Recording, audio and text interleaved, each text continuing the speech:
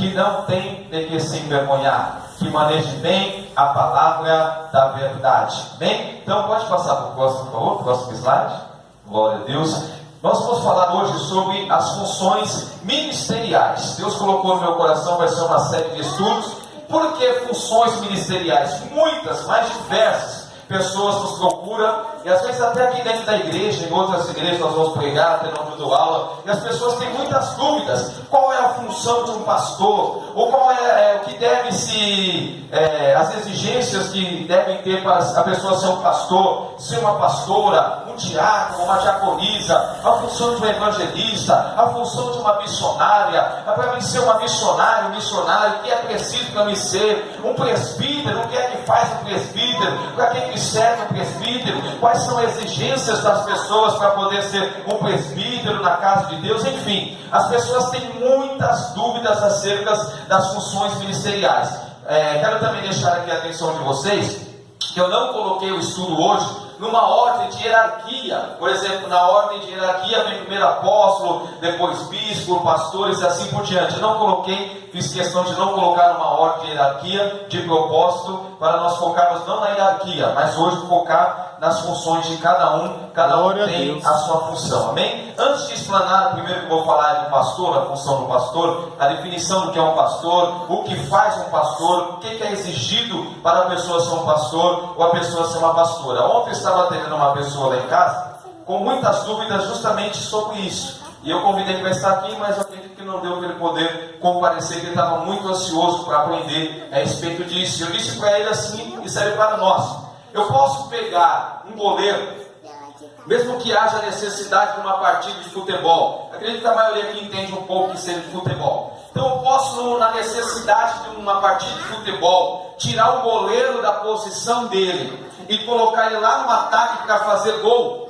Posso fazer isso? Ou até posso. Mas é um grande risco que eu vou correr. Por quê? Eu vou desocupar uma outra função importante dentro de um campo, que é a função do goleiro, que é defender o gol para não tomar gols. Então, se eu tiro aquele goleiro, levo ele lá para o ataque, lá para frente, o gol vai ficar desprevenido, vai ficar sem ninguém, e aí é mais propício perder o jogo. O que eu quero dizer com essa analogia? A mesma coisa é a obra de Deus. Cada um tem a sua função dentro da obra de Deus. Tem uma pessoa, por exemplo, que ela é da intercessão, ela é de oração, ela é de consagração, então ela jamais vai vir aqui na frente pregar, louvar, profetizar. Você não vai vê-la aqui na frente, e talvez quando as pessoas não vê a pessoa aqui na frente, ver a pessoa aqui pregando, profetizando, ou sei lá, pregando revelações, a pessoa pensa: essa pessoa não faz nada. Faz, e faz muita coisa dentro da função dela.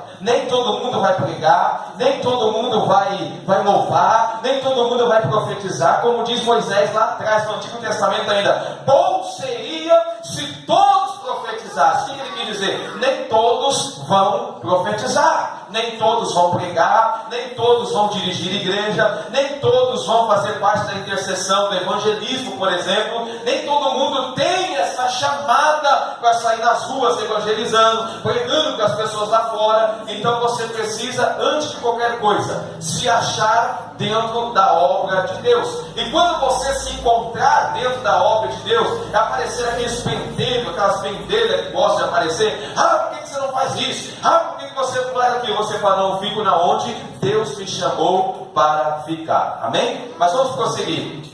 Pastor, definição de um pastor. O cargo de pastor é concedido aos que são percebidos. Primeiro tem que haver uma percepção com o chamado e principalmente, não só o chamado, a habilidade de apacentar o rebanho de Deus. Então, se nós, o corpo eclesiástico da igreja, a liderança da igreja, ou que seja de uma convenção pastoral, ministerial, não perceber ou ver, enxergar essa habilidade da pessoa para pastorear, é uma loucura, é um grande risco separar essa pessoa para o pastorado, separar essa pessoa para pastorear outra, se ela não tiver principalmente a habilidade de apacentar o rebanho. E como é que a pessoa, bispo, vai ser avaliada? como é que a pessoa vai ser observada e como é que vai haver essa percepção se ela tem ou não o chamado e principalmente a habilidade para pastorear. Quando nós, por exemplo, damos alguma tarefa específica para a pessoa, olha, você vai cuidar do departamento de jovens, olha, você vai cuidar do departamento do ciclo de oração, das irmãs, já é uma observação, uma análise, se aquelas pessoas estão aptas para pastorear. Olha, você vai cuidar de tal grupo da igreja, grupo de gestos, por exemplo, que está sendo levantado, você vai cuidar do grupo de gestos, então você está sendo observada, tanto pelo Espírito Santo, quanto a liderança, o corpo eclesiástico da igreja, para ver se você está apto para cuidar de um rebanho, porque se você não cuidar, nem do departamento que foi colocado para você cuidar, você não vai conseguir apacentar um rebanho que seja. Então comece nos pequenos grupos. Quem está entendendo? Amém? Comece nos pequenos grupos. Por exemplo, se eu pedir para alguém, olha, sua função vai ser ficar na porta, recebendo as pessoas que chegam e que saem, zelando ali como zelador, cuidando da porta da igreja. Já é um passo. Você já está sendo observado para isso. Por mais que muitos desprezem essa função tão importante da igreja. Olha, sua função vai ser ficar nesse canto dessa coluna, intercedendo para o pregador, que é o pregador que estiver pregando. Toda vez que for pregar a palavra, você fica naquele posto para você poder interceder pela pessoa. Já é um bom passo. Você já está sendo observado. Amém? É escolhido pela convenção ministerial. Primeiro, a convenção ministerial da igreja, né? O corpo eclesiástico da igreja local. E quando há uma convenção que nós somos afiliados, enfim, é a convenção que somos afiliados que vai observar a nossa conduta, que vai observar o nosso testemunho, que vai observar a maneira que nós andamos, o nosso comportamento, enfim, o nosso testemunho em geral. Por isso que vira e mexe você vê que tem pastores de fora que vêm pregar, pastoras, sempre, a maioria são sempre afiliadas em convenções, a mesma que a nossa, e é como se fosse uma troca de amizade, de favores, mas também uma maneira de nós sermos observados, e também quando vamos pregar fora, de observar se realmente o trabalho está na visão da convenção, enfim, ou do corpo eclesiástico que nós fazemos parte.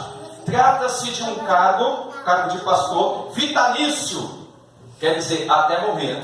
Então quando a pessoa não tira pastor, é um cargo vitalício. Não se tira esse cargo, a não ser se ela cometer algo muito grave, algo de escândalo que, enfim, mesmo tem muitos casos de escândalo tão feios que as pessoas ainda continuam no cargo de pastor, mas não deveriam. Mas, infelizmente, ainda, por exemplo, na nossa região mesmo aqui da Zona Norte, não é novidade para ninguém, esse vídeo vai para a internet, mas tenho que falar. Houve um pouco tempo atrás um pastor da nossa região que ele caiu em pecado com a mulher do pai dele. Não era a mãe dele, porque o pai também já vinha de uma separação e era, como se fala, a madrasta dele, né? Então ele caiu com essa mulher, a mulher ficou grávida dele e a criança não sabia, chamava ele de irmão, chamava ele de pai. Uma confusão horrível. Infelizmente, para mim, tinha que ser banido do evangelho um cidadão desse, porque é um algo de incesto que é chamado. E o apóstolo Paulo tem lá em Coríntios, se eu não me engano, que aconteceu um caso de incesto e a pessoa foi expulsa do corpo eclesiástico, não expulsa da igreja, mas da função de pastor. Como que um indivíduo desse vai orientar um casal que estiver com uma crise conjugal? Então é fora da Bíblia. E infelizmente ele continua pastoreando até hoje e continua aí nas suas atividades e, enfim, cada um vai prestar conta um dia perante a Deus. Então, cargo vitalício, ou até que o mesmo permaneça na fé, o seu testemunho de vida. Então, se deslizar num pecado muito grave como esse, tem que ser excluído, pode continuar no corpo da igreja, enfim, glorificando a Deus, mas não como pastor. Amém? Pode passar para o próximo, por favor. E aí vem agora critérios para a escolha de um pastor, para a pessoa ser um pastor. São vários, né? Primeiro, ter servido bem em outras funções, ou no cargo de evangelista, presbítero. Coloquei evangelista como exemplo aqui no slide, só para a gente ter uma noção. Ou um presbítero, que eu vou falar mais para frente, ou até mesmo um missionário. Não tem como a pessoa chegar na igreja ontem e não passar nenhum cargo eclesiástico dentro da igreja e já ser ungido a pastor. Existe isso? Existe, infelizmente existe. Tem pessoas que não passou em nenhum cargo eclesiástico, ou porque o dízimo dele era alto, ou porque era parente de alguém, ou sei lá, algo que aconteceu, e a pessoa já foi separada e ungida a pastor, completamente fora dos padrões da Bíblia Sagrada. Então, primeira exigência, primeiro critério, é que ele tenha passado em um cargo, pelo menos, abaixo do pastor.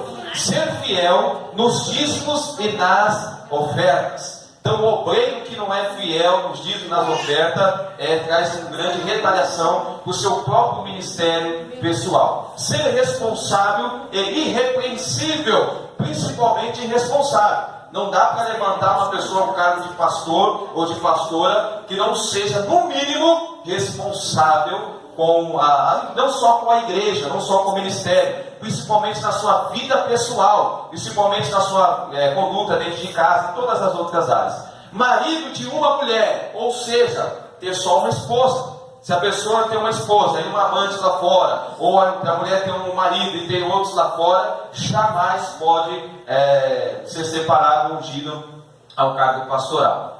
Vigilante, sóbrio, honesto, hospitaleiro, apto para ensinar e aconselhar. Então tem que ter ser apto para poder ensinar, instruir outras pessoas, principalmente aconselhar. Não dado ao vinho. Vinho quer dizer bebidas alcoólicas. Qualquer bebida alcoólica, não pode ser beber nada e ser beberrão. Não espancador. Espancador é muito engraçado, não é só de espancar, de chegar a bater, não. Violento. Então, o homem ou a mulher que é violento ou violenta não pode ser pastor, não pode ser separado do pastorado, jamais. Por exemplo, a mulher, desculpe a sinceridade, estamos aqui para ensinar e estamos para aprender também. A mulher que é ignorante dentro de casa, me desculpe, se converte, então nunca vai ser uma pastora. O homem também nunca vai ser um pastor. Aquele que quando alguém fala, essa mulher está violenta, não é só de eu coloquei espancador, é para explicar. Não, aí a pessoa, então não bate em ninguém, então não posso ser pastor. Não precisa ser no caso de bater, porque tem palavras que pior do que uma agressão física. Então você tem que ser uma pessoa temperada, não pode ser uma pessoa brava, violenta, enfim. Não cobiçoso de torna e ganância, quer dizer ganancioso. Tem muitos hoje em dia que querem se levantar da pastor pensando que vai ganhar dinheiro, vai cair do cavalo. Porque isso aqui não dá dinheiro para ninguém, dá muito pelo contrário, dá dor de cabeça, isso sim. E o que tem de pessoas que se iludem, se enganam, achando, eu vou ser pastor porque eu vou ganhar dinheiro. Não, não pode ser ganancioso. Moderado e temperante, eu já falei, não contencioso, não avarento, já faz parte desse pacote inteiro, que governe bem a sua própria casa. Corri um pouco para chegar aqui, que governe bem a sua própria casa. Então, se a pessoa não governa bem nem a sua própria casa, jamais ela pode ser um pastor, jamais ela pode ser uma pastora. Está na própria palavra de Deus. Então, primeira coisa também, governar bem a sua própria casa. Então, se não consegue governar nem os seus próprios filhos, como é que não tem a regra dos próprios filhos? Como é que vai ter uma regra numa igreja, num ministério e assim por diante? Então, a pessoa precisa governar bem a sua casa, porque a nossa casa vai servir de espelho. As pessoas vão olhar para a nossa casa antes. Seguir orientações de convenção ministerial. Isso eu gosto muito também. Seguir, então, orientações de convenção ministerial. Tem muitos pastores aí que gostam de andar sozinho, é muito perigoso. É importante ter convenções, fazer parte de convenções, passar por orientações de outros mentores, como peguei domingo passado aqui. Qualquer problema que você tiver, seja emocional, seja espiritual, seja qualquer outro problema, chegar numa pessoa que é líder também, sentar no gabinete, abrir o coração, orar junto. Então isso é muito bom também. Não neófito. O que é neófito? Noviço, novo na fé, ou novato, né? Embora tenha ministério por aí, a pessoa tem um mês de crente, já é pastor. Tem nem um ano de crente, já é pastor. Completo, aí a pessoa não permanece. Muitas igrejas e muitos ministérios, principalmente ministérios grandes, eles querem segurar a pessoa. E aí, para segurar a pessoa, taca a óleo na cabeça. Um dinheiro para segurar. Ou quando a pessoa tem uma situação financeira boa, boa, é uma pessoa, enfim, ou tem alguns talentos como para finanças, qualquer outra coisa, enfim, publicidade, então vamos separar ele a pastor, enfim, às vezes a pessoa não tem uma estrutura, uma maturidade, aí acaba tendo um cargo pesado como esse, onde a pessoa não suporta e acaba se desviando. Que tenha bom testemunho, principalmente isso. Então, quando a pessoa ela começa a ser observada, para ser separada para o pastorado, primeira coisa também é olhar o testemunho da pessoa, porque a árvore é conhecida pelos seus frutos. Então, se a pessoa não dá bom testemunho, não tem como separar ela para o pastor, para o pastorado, ou qualquer outro cargo também. Antes de prosseguir aqui, tem mais algumas coisas sobre o pastorado, deixar uma coisa também bem clara. Como eu estava falando sobre o testemunho, a pessoa tem que dar bom testemunho não só para o pastorado, mas também todas as outras funções. E outra coisa também, é importante para o ministério, antes da pessoa ser ungida, antes de derramar o óleo sobre a cabeça dela, nas funções que eu vou falar, que se deve derramar o óleo na cabeça. O Denilson está aqui, o diácono Denilson, ele viu ontem, estava dando aula de Assanã e saiu um burburinho na sala, na igreja, quando eu dou aula lá, porque, derramaram o óleo na cabeça de uma pessoa por diaconato, e pela Bíblia não se deve fazer isso. Eu vou explicar mais para frente quando eu falar do diaconato. Então, algumas funções não derramam óleo na cabeça. E lá derramaram, enfim, algumas pessoas ficaram com o olho desse tamanho, mas a minha função é ensinar, eu estava lá para ensinar, eu tive que cumprir a minha função. Então é bom que a pessoa, antes de derramar o óleo na cabeça, a pessoa seja primeiro separada. Olha, você está sendo separado a pastor. É mais um período de observação. Todos esses critérios aqui vão estar sendo avaliados, vão estar sendo observados até o último minuto. Até o último minuto. Então você vai passar primeiro por um processo de observação, critério ainda mais ainda. Você vai passar por um critério mais rígido, você então vai ser separado. Aí tem gente que primeiro é separado e já se acha. Já quer mandar na igreja, quer fazer isso e aquilo. Aí a gente analisa, calma aí. Se a pessoa não foi nem ungida ainda, já está tendo essas atitudes, imagine quando for ungida. Então vai ficar no óleo um bom tempo. Amém? Então, quando você for ser separado de qualquer função, está sendo separado a evangelista, está sendo separado a presbítero, está sendo separado a missionário, está sendo separado a pastor, aí que você deve ficar mais vigilante, porque tem gente que se ilude. A igreja, o ministério separa ela, já se acha, agora eu mando, agora é isso, agora é aquilo. Aí faz umas besteiras, vai ficando mais ainda no óleo, vai ficando mais ainda na observação. Amém? Isso é critério de ministério, que não é ministério, né? Tem ministério que não separa, já vai ungindo logo, e é um tanto quanto perigoso. Pode passar para o próximo. Descrições então das atividades do pastor, pastoral ainda. Zelar pela doutrina. Então o pastor precisa, a pastora precisa zelar pela doutrina. Que doutrina? A doutrina da palavra de Deus. Então se vê que a igreja está se desviando da sã doutrina do evangelho, deixando a doutrina de lado, aí é função do pastor puxar a orelha mesmo e chamar, e instruir e até exortar se for preciso. E o que porque as pessoas têm uma tendência a aceitar as coisas mundanas, as coisas do mundo, muito mais do que as coisas santas, as coisas de Deus. E sabe na onde que eu observo isso? Pelos status do WhatsApp das pessoas. As pessoas colocam cada lixo, cada porcaria nos status do celular lá do WhatsApp, e ali já é uma prova que a pessoa está se desviando da doutrina do Evangelho. Amém? Então zelar pela prática da oração também é uma das funções do pastor ou da pastora, levar a igreja em oração, levantar grupos de oração na igreja, enfim, zelar pela prática de oração da igreja, não só nos cultos, como também nas casas. Aconselhar jovens, casais e congregação. Aí a congregação no modo geral. E essa parte do aconselhamento é muito séria. Por exemplo, tem casos de igrejas que o pastor é solteiro. Eu, particularmente, eu não concordo. Vou explicar o porquê que eu não concordo. Ele é solteiro.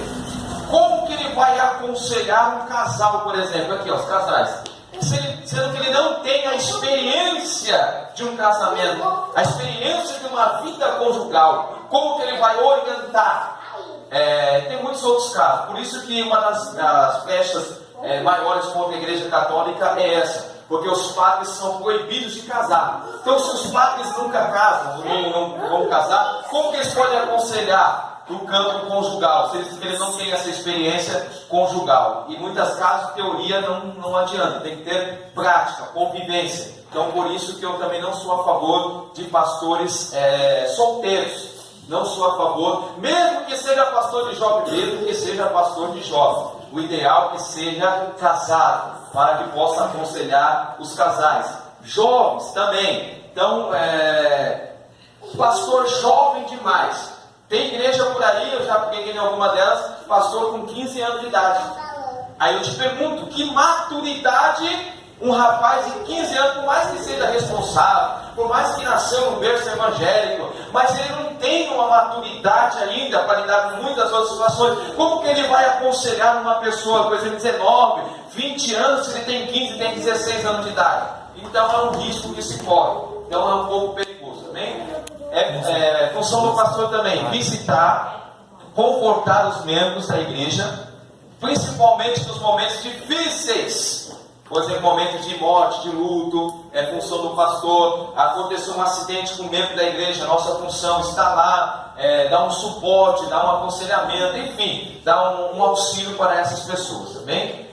Batizar também é função pastoral, batizar. Imposição de mãos com oração é uma função também pastoral. Vou explicar algumas outras cartas também que tem essa função mais para frente, mas o principal é uma função pastoral. Celebrar Santa Ceia é uma função do pastor. Celebrar casamento é uma função do pastor. Dirigir escolas bíblicas também uma função pastoral. E refutar heresias doutrinárias é uma função pastoral. Por exemplo, se vem alguém aqui e prega uma besteira, se o pastor quiser, ele pode, assim que pegar o microfone, já rebater, refutar, ou se ele quiser depois, num outro culto, ele refutar, ele pode refutar. Também é uma função pastoral. Amém? Pode passar para o próximo, por favor.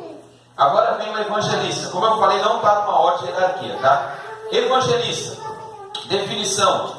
O que é um evangelista? É um obreiro que trabalha à disposição da convenção ministerial da igreja para as possíveis necessidades das congregações. Trata-se de um cargo com permanência, podendo ser vitalício, ou até que o mesmo seja nomeado ou a pastor ou dirigente de uma congregação. E aqui também, tá, para ganhar tempo, vai entrar os missionários também, vai entrar junto com evangelistas aqui, tá?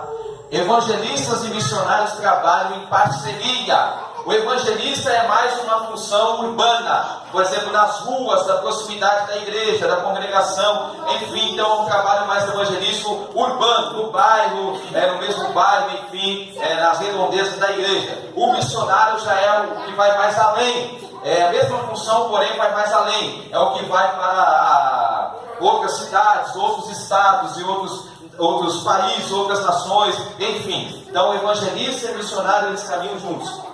Tem que caminhar em parceria. Um não é melhor do que o outro. Porque o que mais que eu fico chateado com o corpo eclesiástico em geral, dentro das igrejas em geral, é que há uma preocupação: quem é o maior? Quem que é o melhor? Quem que manda mais? E não pode existir isso. Lembre-se dos filhos de Zebedeu. A esposa de Zebedeu, a mãe deles, chegou para Jesus e falou assim: querendo que o filho deles fosse exaltado, mais do que os outros discípulos. Jesus falou que ele quer ser o maior, seja o menor.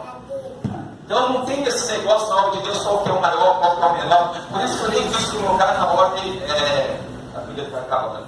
Glória a Deus. Na ordem de hierarquia aqui nessa noite eu estudo. Quis colocar, sem colocar, justamente por isso, para não dar essa. Quiser colocar a Bíblia aqui, esse está melhor do que esse outro aqui. Para não ter essa visão de hierarquia, quem manda mais, quem pode mais é Jesus, amém? Então, está dando para entender, evangelista é mais missões urbanas, no próprio bairro, nas regiões da igreja, na porta da igreja. Lugar de evangelista não é no púlpito da igreja, lugar de evangelista é na porta da igreja. evangelizando as pessoas, convidando as pessoas para vir para dentro da igreja. Evangelista, ele tem que ficar lá na porta, chamando, convidando as pessoas. O lugar de evangelista pregar não é em púlpito. Evangelista tem que pregar nas ruas. Evangelista e missionários tem que pregar lá fora, tem que trazer as pessoas. Então, como é o estudo bíblico, eu tenho que dizer, é estudo já para isso, para a gente aprender. A função de trazer pessoas não é do pastor, como nós já falamos aqui. O pastor, ele pastoreia. O pastor, ele gerencia. O pastor, ele alimenta. O pastor, ele cuida do rebanho. A função de trazer as pessoas é do evangelista e dos missionários e das missionárias da obra de Deus. É os evangelistas e os missionários que têm que ir para o campo, trazer as pessoas, convidar as pessoas, culto nos lares, visita nos lares. Ah, mas eu vi lá agora há pouco, o pastor tem que visitar. Assim também, quando o membro está doente, quando morreu alguém da família, quando está impossibilitado de vir para a igreja, quando não está vindo para a igreja, aí o pastor vai lá para trazer de volta. Mas novos convertidos, pessoas que estão lá fora, a função é do evangelista e dos missionários da igreja. Então, quando a igreja não está tendo um crescimento em número de pessoas, desculpe a sinceridade, Senhor, as missionárias,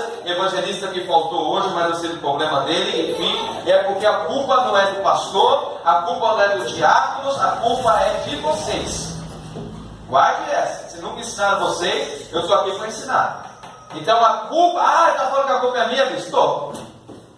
Porque a função é dos evangelistas e a função é dos missionários. Lembra que por isso que eu falei lá a analogia no começo do estudo hoje. A função do goleiro, a função do meio de campo, a função do atacante, a função dos laterais. Eu não posso tirar um goleiro e colocar lá no ataque para fazer gol, porque não é a função dele. A função dele é ficar no gol. Então eu não posso tirar quem é da intercessão, quem é da oração e mandar ir lá para a rua para evangelizar ou fazer missões. Não, porque não foram separados para isso.